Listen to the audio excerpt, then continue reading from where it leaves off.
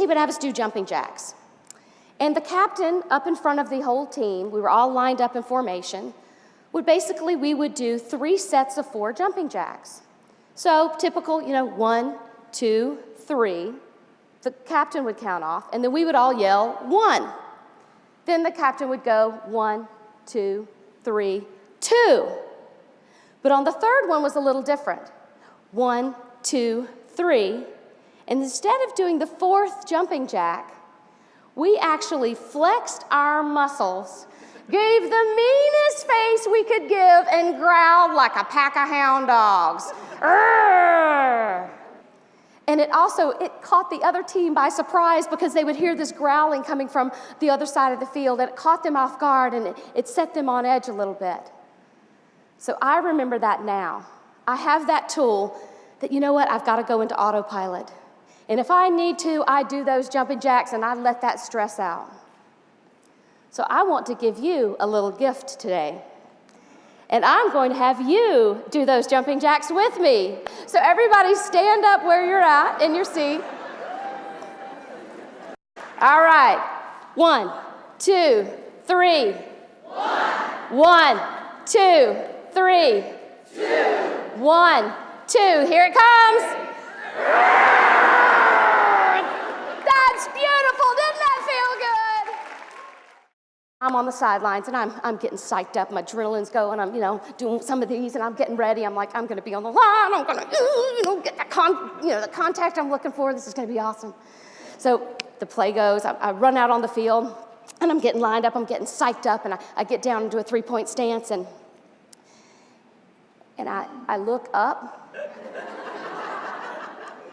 and in front of me, at 6 foot something and 300 pounds, is Sasquatch.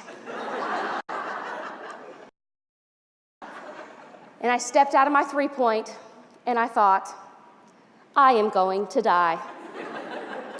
Our Father who art in heaven, hallowed be thy name.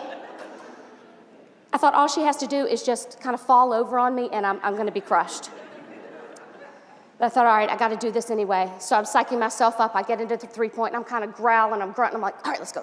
Come on, I'm just getting fired up. And kind of, I think venom was dripping from my teeth at this point.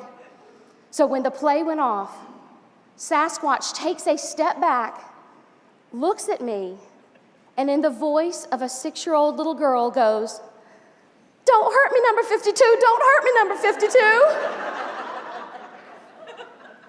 She was more afraid of me than I was of her. And that's when I learned my next life lesson. Obstacles are not as big as they may appear. Obstacles may not be as big as they appear. You all have some time in your life that you can go back to that positive memory where you thought something was going to be so hard, so difficult, that person was going to hang up the phone on you, or you were going to fail the test, and you realized it wasn't as big as you thought it was. So we have to remember that sometimes we are making mountains out of molehills.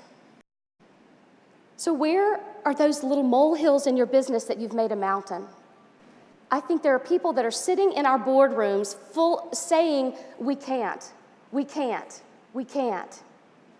But I say we change, people change, markets change, the economy changes, things can change. We have to think bigger and get outside of our own comfort zone to make a difference.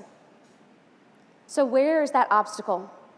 What is it for you? Is it just having that conversation? Is it that fear of just calling up the boss and saying, I need to talk. I need to share my thoughts.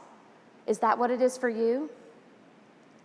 Is it calling up, actually having the crazy idea to submit a bid for business that everyone said, there's no way you can get that. They've been doing business with ABC company for years. But having the guts to go for it, that obstacle may not be as big as you actually think it is. We have to learn to get over that. And the more that we exercise those muscles, the more we learn that we can utilize our untapped potential for something greater than ourselves. Obstacles are not always as big as they appear.